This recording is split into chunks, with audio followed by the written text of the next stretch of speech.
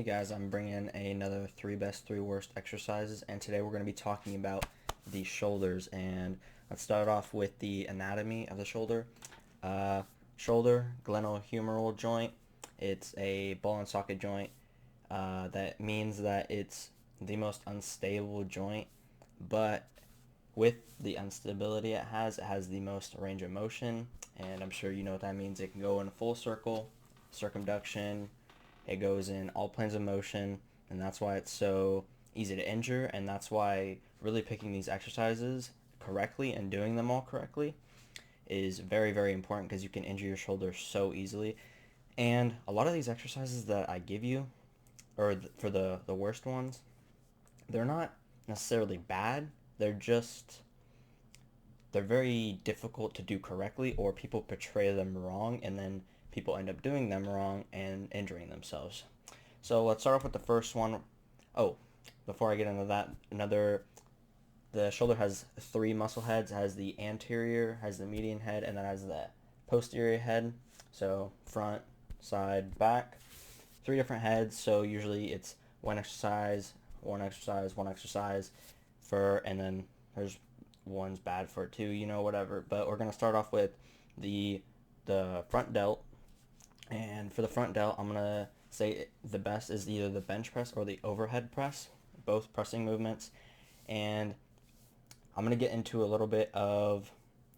I'm gonna make a point later when I get to the worst exercises why I would choose the bench press and the overhead press over the other exercise you probably think of when you think front delt.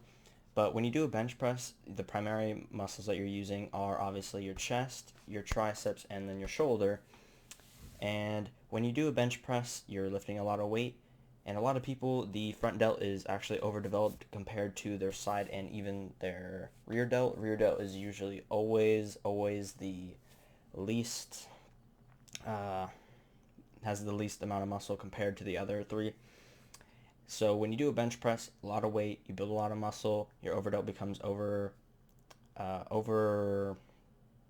like it just has more muscle, it's bigger, it's better. But yeah, anyways, we're going to go into the second one. The second one is for the side delt. Again, I would go with the overhead press. The overhead press hits a really good amount of the overhead and the front, and also the side lateral raise. I didn't want to just give you the same exercise over and over with the bench press or the overhead press. So side lateral raise and the overhead press are definitely best for the side delt, because when you're doing an overhead press, the reason it doesn't completely hit your side delt, unfortunately, is because the bar, it would have to go through your head. It would have to be completely lateral, but you have to put your shoulders a little bit more forward. You have to put your shoulders a little bit more forward. It's going to touch around your clavicles, and then you'll push up. If the bar was able to go through your head, it would hit way more of your side delt. But also, how people do this exercise wrong, don't go behind your head. It's really bad for your shoulders. You can, putting your arms, without even having weight or a bar, putting your arms behind your head, you can feel that it's just not good. You feel it super tense, and it's just hard to do. And it's not good unless you have super good mobility. And even if you do have that mobility, you should not ever do it behind your head. And I'm going to go into the third one, either the reverse pec deck or the face pull. And we'll talk about the face pull in a second. The reverse pec deck is, there's the pec deck machine or the cable machines where you bring it together. It's just the opposite. You bring it back. And people do this wrong a lot because they throw their traps into it by squeezing their scapula together, and that's not what you want to do.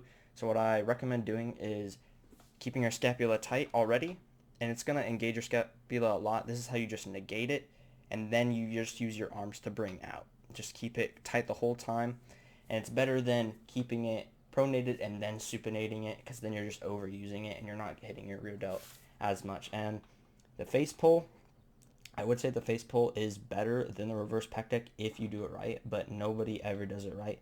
So that'll bring us into our first exercise that's not good. I don't think I've ever seen somebody do a face pull correctly. And the reason is because when you do a face pull, it's usually a cable. You're going to pull down to your face, and you see this is how you do it wrong. You don't just pull. You have to extend.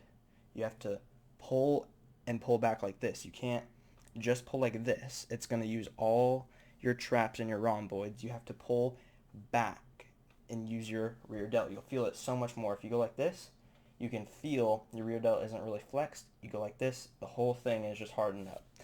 So if you really implement the fact that you have to pull back like this instead of just like this, you'll see that it is so much better for you. Now, the next exercise I'm going to be talking about is one you hear a lot of. You hear all the time in things like this, and it's the upright row. The upright row, you grab a barbell, easy bar curl, or easy bar, cable, whatever, then you pull up. Now, this is wrong. You never want to have some, you see the instability in my wrist, and bringing your shoulder up like this is just not good. Now, if you want to do this correctly, I still wouldn't recommend it as a good exercise to do compared to when you could do something like an overhead press, but you just bring your arms lateral, you bring them down, and then you only want to bring them to a 90 degree. You don't want to go above.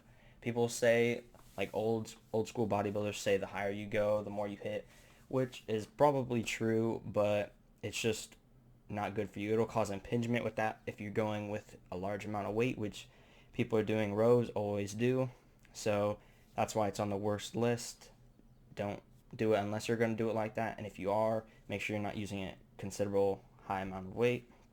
And the next exercise I'm going to go into is the front raise, and I brought up the side lateral raise.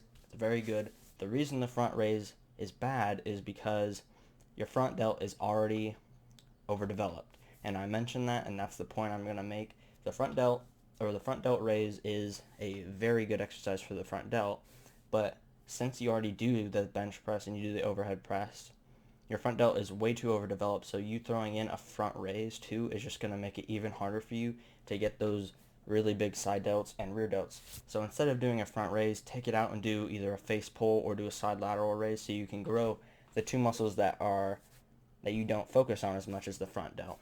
And that's really all I got for the 3 best, 3 worst on shoulders. You know the drill. Follow, sub, comment, blah, blah, blah. Tomorrow I'm going to be bringing you another video on misconceptions about fat loss. It's going to be a good one. I have a lot of stuff set up for it. So stay tuned for that one, and I'll see you in the next one.